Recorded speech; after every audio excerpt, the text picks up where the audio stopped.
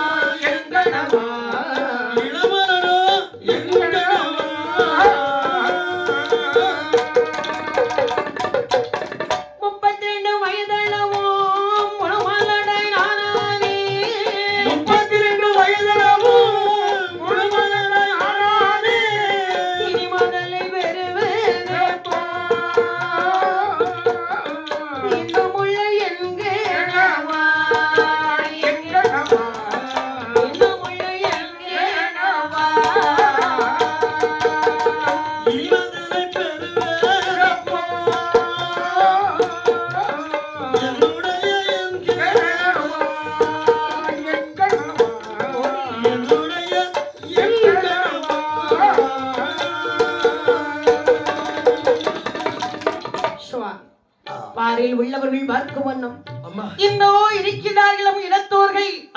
இவர்கள் அருகே திருமணம் முடித்து அழைத்து வரும்போது உனக்கு வயசு எத்தனை? 12 வயசு. நானும் அறியாத பருவத்துலதான் ஒன்ன தாலி கட்டுனது. ஆமா, உங்களுக்கு 18 வயசு, எனக்கு 12 வயசு. அது சிட்டாக பறந்த நேரம். அந்த நாள் 12 வயதிலே பாரில் உள்ளவர்கள் போற்று வண்ணம் திருமணம் முடித்து அழைத்து வந்தீர்கள். ஆனால் இது 21 வயது வரை இளமலனாக நான் இருந்து சடைத்திருக்கிறேன். இதோ பாரு, என்ன தேவி உனக்கு 21 வயசு ஆகிவிட்டதா? ஆமா, அப்படி தெரியல. 21 வயசு ஆகிவிட்டதா? மன்னவா, 21 வயது கடந்து எனக்கு இப்ப வயது என்ன தெரியுமா? என்ன? 32 வயதாகிவிட்டது. நான் நேற்று தானே உனக்கு 20 வயசு பிறந்திருக்குன்னே நினைச்சிருக்கேன். உங்களுக்கு என்ன? ஏன்னா மனசு இளமையாக இருந்தாலே உடலும் இளமையா இருக்கும். இப்ப எனக்கு வயசு 65 உன்னால மதிக்க முடியுமா? ஏன்னு அப்படிங்க முக்கா கிளடா? முக்கா கிளடா இல்ல, முக்கா கிளடுதான். உன்னை பார்க்கும்போது பார்த்து 18 வயசு பையன் மாதிரி தெரியுது. இல்ல உத்தேசம் இறங்கி இப்போ என்ன வயசு மதிக்கலாம்? உங்களை பார்த்தா ஒரு 27 20. அப்படி எல்லாம் போய் சொல்ல கூடாது. உத்தேசம் நமக்கு குத்து மதிப்பு தெரியலையா? 40 45 இல்ல 25 30 மதிக்கலாம். உருவத்தை பார்த்தா, உன் முகத்தை பார்த்தா, எங்க உன் காலை காட்டு. தலைவையெல்லாம் பார்த்து இப்ப வயசை கண்டுபிடிக்க முடியுமா? முன்னால 301 காதோரம் நிறைஞ்சிருந்தா அவனுக்கு 40 வயசுன்னு சொல்லிடலாம். தலை ஏறு நட்டி போய் இருந்தனா அவனுக்கு 50ன்னு சொல்லிடலாம். நடுவுல சொட்ட விழுந்துட்டுன்னு வச்சுக்கோ 60 தாண்டிட்டான்னு சொல்லிடலாம். நீ அங்கும் இல்லை இங்கும், அதனால உன் காலை காட்டுனா காலை பார்த்து வயசு கரெக்டா சொல்லு. காலை பார்க்கும் போது வயசு 49.75 இருக்கும். அப்படிதானே? இந்த பாரு, இதுக்கு கல்யாண தரகர் எல்லாம் வந்து போட்டோ கேட்கும் போது அரை சைஸ் போட்டு 50 கொடுத்தாலும் சொல்றான். முழு சைஸுக்கு ஆளுங்க. உனக்கு இன்னும் கல்யாணம் ஆகலையா? கொடுக்கும் போது கொடுக்கும் போது நீங்க ஃபுல் சைஸ் தாரங்க கேக்குறான். ஆமா, நீ ஃபுல் சைஸ் போட்டோனே போட்டோ. அப்பதான் நினைக்கிறேன், ஏன்னா மாப்பிள்ளை ஊரமா என்னங்கிறது தெரியணுமா இல்லவா? ஆனா அந்த காலங்கள்லாம் இப்படி, இந்த காலம் அப்படி. அப்படி இந்த மன்னர் காலத்திலே எனக்கு மன்னவா 32 வயதாகி முன்னத்தின் அறிவு விழுந்து விட்டது. முழுமலனாக நான் இருந்து சிலைத்து கொண்டிருக்கிறேன். சரி சுவாமி, இன்னும் நமக்கு குழந்தைக்கு பலன் என்பது இல்லையே. அந்த வார்த்தை காதலை இட்டு சொல்லுகிறாள். என்னை ஸ்ரீதேவி கவலைப்படாது, காசு பணத்தை கொடுத்தாவது ஒரு கை குழந்தை வாங்கி கனகச்சிதமாக நாமல் வளர்த்திடலாம். அந்த வார்த்தை காதலை இட்டு என்ன சொல்லுகிற பாருங்க. அம்மா ஸ்ரீமன்னவா, காதுக்கு நான் வெள்ளை வாங்கி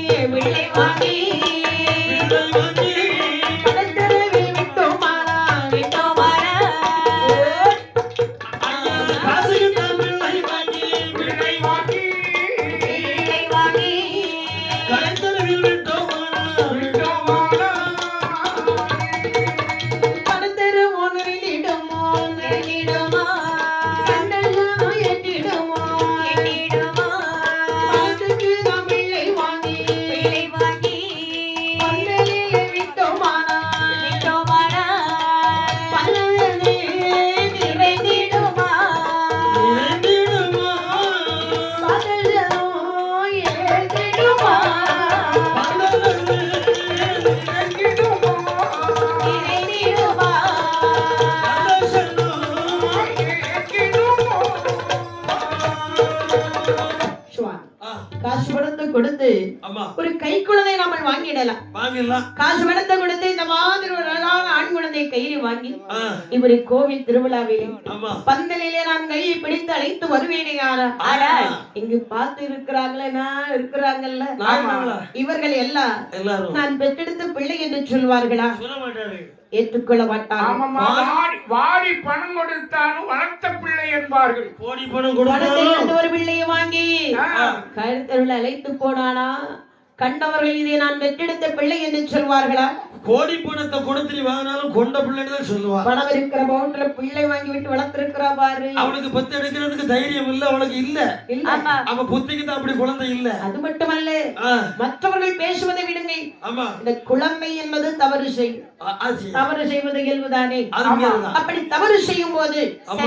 தாயானவள் என்ன செய்வார்? ஒரு அடி அடிப்பா. தவறு செய்தவள் குழந்தையை அடித்து வளர்ப்பார். அடிச்சு, அப்படியா?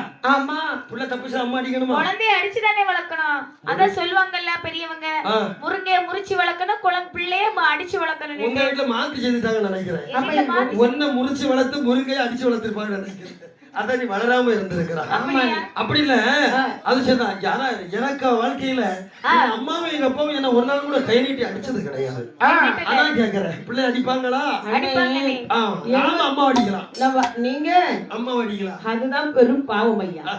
பெத்தவங்க பிள்ளை அடித்து வளர்க்கலாம், சரி, பிள்ளையானவது தாய் அடிக்க கூடாது. கூடாது கூடாது. தாய் தகப்பன் அடித்தால் பெரும் பாவம் அல்லவா? ஆமா ஆமா ஆமா ஆமா. ஆனால் இந்த குழந்தை அடிக்கும் போது ஆ, பார்த்தவங்க என்ன சொல்லுவாங்க? என்ன சொல்லுவா? அவ பெற்றெடுத்த பிள்ளை நான் இப்படி அடிப்பாளா? அவ 10 மாசம் வந்து பெத்திருந்தா அவ இப்படி அடிப்பாளா? அதான் ஆண்டவன் அவளுக்கு ஒரு பிள்ளை பூச்சி வர கொடுக்கல. பிள்ளை பூச்சின்னா பிள்ளை வேற, பூச்சி வேற. ஆமா புழு பூச்சி கொடுக்கல. ஆமா. ஆனால் பாருங்க, ஆ, இப்படி எல்லாம் வசிமொழி கேட்டால் மன்னவா சரி, இந்த மாநிலத்தில் வாழலாமா? வாழ முடியாது, வாழ முடியாது. எத்தனைதான் இருந்தாலும் அண்ணா அம்மா காலம் சென்று போவோமானா கருமம் செய்ய பாலன் இல்லை. ஆத்தரல்ல கரையோரோ ஆத்தரல்ல கரையோரோ கடல் விடவே போராட்டம். ஆடி நல்ல கரையோரோ, ஆடி நல்ல கரையோரோ, அங்கு மொழிகளை பெருகும். குளத்தல்ல கரையோரம் குளம் உடைக்க போராட்டம். எந்த சொல்லி ஸ்ரீதேவி எந்த சொல்லி ஸ்ரீதேவி ஏங்கி ஏங்கி நானெழுதா எது சொல்லி செய்தேவி, எது சொல்லி செய்தேவி, எங்கி எங்கி தான் இந்த ஸ்ரீதேவியானவள் சொல்லுவா, சுவாமி ஆ, நாம் இருவேறு வாழ்ந்திருந்தாலும் வாழ்ந்திருந்தாலும். இந்த பாருங்களேன், உங்க முகத்தை பார்க்கும்போது ஆ, குழந்த முகம். ஆஹா. அடுத்து எனக்கு உங்ககிட்ட ஒரு வார்த்தை பேச மனம் வரல. வரலையா? இந்த பாரு, எனக்கு கூட இந்த பிள்ளை இல்லாம நீ அழும்போது உன்னை பார்க்கும்போது ரொம்ப கஷ்டமா இருக்கு. என் கண்ணுல இருந்து நீர் வரல, ஆனா உள்ள இருந்து ரத்தமே வருகிறது. ஆசா ஆமா ஆமா ஆமா. கெட்டனா ஒண்ணு கெட்டணும். ஆ, மத்தவங்களுக்கு எல்லாம் அப்படி இல்ல. மனைவி அழுதா கைகொட்டி சிரிப்பாத உடுகாரர்கள் அப்படித்தான். நீ அப்படி நினைக்கிறா? நான் அப்படி இல்ல. நான் என்ன நினைக்கிறேன் தெரியுமா? சிரித்தால் சிரித்து அழுதால் துடித்து வாழ்ந்திடும் சொந்தங்கள் நாம் படைத்தோம். சிரித்தால் சிரித்து அழுதால் துடித்து வாழ்ந்திடும் சொந்தங்கள் நாம் படைத்தோம். இசையால் இணைந்தோம், இதயம் கலந்தோம், ஈருடல் ஒன்றென்று நாம் இருந்தோம். இந்த வண்ணக்கிளியே உன்னை தன்னந்தனியே இங்கு விட்டு விட்டு போக எண்ணிடும். அதனால நான் எனக்கு நீ குழந்தை, உனக்கு நான் குழந்தையா இருக்கலாம்னு முடிவு. அதுக்கு தாய் போகிட்ட பேச வாரு. அப்படியா? உங்களுக்கு நான் குழந்தையாகவும் எனக்கு நீங்கள் ஒரு குழந்தையாக இருந்தா நாம் இருவேர் இருந்து இறந்து போவோமானா கடன் செய்வதற்கு ஒரு குழந்தை இல்லையே. முன்காட்டி கொள்ளி வைக்க மூத்த மகன் குடிமகன் இருந்தாலும் பின்காட்டி கொள்ளி வைக்க பிள்ளை ஒன்று வேண்டும் என்று சொல்லுவார்கள். அப்படித்தானே? இந்த உலகத்துல சந்திரன் இல்லாத வானம், தாமரை இல்லாத பொய்கை, மந்திரி இல்லாத மன்னன், மதகரி இல்லாத சேனை, சுந்தர புலவர் இல்லா தொல்சபை, சுதர் இல்லா வாழ்வுய், தந்தை இல்லா வீணை, இவை யாவும் தனமில்லா மங்கை போல் ஆகும்னு சொல்லுவார்கள். ஆகையினால இல்லற வாழ்க்கைக்கு ஒரு எடுத்துக்காட்டு ஒரு குழந்தை வேண்டும். அப்படி இல்லற வாழ்க்கைக்கு எடுத்துக்காட்ட வேண்டுமே. என் மனதிலே தான் பட்டு பாருங்கள். என்ன பாக்குறது? நாம தான தர்மம் செய்து பார்த்தோம், ஒரு பிரயோஜனம் இல்ல. இல்ல. மனமருந்து இருவேறு வாழ்க்கைக்கு நாம இருந்து பார்க்கிறோம், அப்பவும் ஒண்ணு இல்ல. இல்ல. ஆண்டவனை நினைத்து அனுதினமும் இந்த அரண்மனையில் இருந்து அழுது புலம்பி பார்க்கிறோம், அழுது பார்த்தோம், தொழுது பார்த்தோம், ஒண்ணும் இல்ல. ஆனா நாம் பட்ட துயர் தீர வேணும். ஆனால் பெரியவங்க என்ன சொல்லியிருக்காங்க? என்ன சொல்லியிருக்காங்க? ஆண்டாண்டு காலங்களில் வீட்டுக்குள் இருந்து அழுது புலம்பினால் நமக்கு கைமேல் பலன் கிடைப்பதல். கடவுள் இருக்கும் இடத்தில் சென்று கண்ணீர் விடுவோமானார் கருணை உள்ளத்தோடு ஆண்டவன் நமக்கு மனதிறங்க போகிறார். கடவுள் இருக்கின்றானா? கண்ணுக்கு தெரிகிறதா? உங்களுக்கு தெரியவில்லையா? உண்மையிலே கடவுள் இருக்கிறாங்க. என்னை பொறுத்த வரைக்கும் அவன் இல்லை என்று சொல்லுவார். அப்படி சொல்லாதீங்க. இல்லை, இருந்தால் அவனுக்கு கண் தெரிந்திருந்தால் என்னை இப்படி ஆக்கி இருப்பானா? ஊர்ல உள்ளவங்க பேசும்படி வச்சிருப்பானா? உங்களை பார்த்தா என்ன சொல்ல பேச வரும்? உங்க முகத்தை பார்த்தா நீ நினைக்கிற? நான் சொல்றேன் கேளுங்க. இதோ இருக்கிறாங்களே நம்ம ஊருக்குள்ள எல்லாரும் உங்களை பார்க்கும்போது என்ன சொல்லி இருக்காங்க தெரியும்? என்ன சொல்றாங்க? எங்க பஞ்சதான்னு சொல்லி இருக்காங்க. உங்க முகத்தை பார்த்தா தர்ம பிரபு. தர்மம் பிரபு. அப்ப தர்மம் இருக்க முடிய பிரபு இல்லங்க. சொல்லு, என்ன சொல்லி இப்ப புரிஞ்சுக்கிட்டு சொல்லு. தர்ம பிரபுன்னு சொல்றாங்க. சரி சரி. அடுத்து புண்ணியமான்னு சொல்றாங்க. சரி சரி. சீமான்னு சொல்றாங்க. அது மட்டுமா? நான் முன்னால இருக்கிறவங்க ஒரு புழு சட்டை போட்டுட்டு ஒரு தம்பி. என்ன புழு சட்டையா? புழு இல்லடா, ப்ளூ சட்டை போட்டு. எனக்கு இங்கிலீஷ் தெரியாது. ஓ, நீல கலர் சட்டை. நீல சட்டை போட்டுட்டு சபரிமலைக்கு வரல. அந்த ராசா, அந்த ராசா உங்களை பார்த்தோன்னு என்ன சொன்னாங்க தெரியுமா? இந்த ராசாவை பார்த்து என்ன சொன்னா? நீங்க அங்க இருந்து விஸ்கு விஸ்கு நடந்து வரும்போது வார்த்தா விஸ்கு விஸ்கு வரதுக்கு பட்டு வேஸ்டில அப்படி நடை இருக்குல ஐயா, அந்த ஸ்டைல் அத பாக்கும்போது அவ வர்றாங்கல்ல. ஆமா, அவங்க தான் சீமராசா. சீமராசான்னு சொன்னாங்களா? அப்படித்தானே உங்க முகத்தை பார்த்து பேசுவோம். இப்படி சொல்லும்போது 2 கிலோ ஐஸ் கட்டியா தல்ல வச்ச மாதிரி இருக்குது. ஆனா நீ சொன்னா பாரு, ஐயா பிரபு, ஐயா உங்க மகா பிரபு, இதெல்லாம் எங்க தெரியுமா சொல்லுவா? அப்படி ஒரு கடையில போய் தர்மவாளா, உத்தமராசா, மகா பிரபு என்ன பார்க்கும்போது உனக்கு பிச்சைக்கார மாதிரி இருக்கு. அப்படிதானே? இப்பதான் உங்களை பேசுவாங்கங்கிறது சொல்லுறா நீ.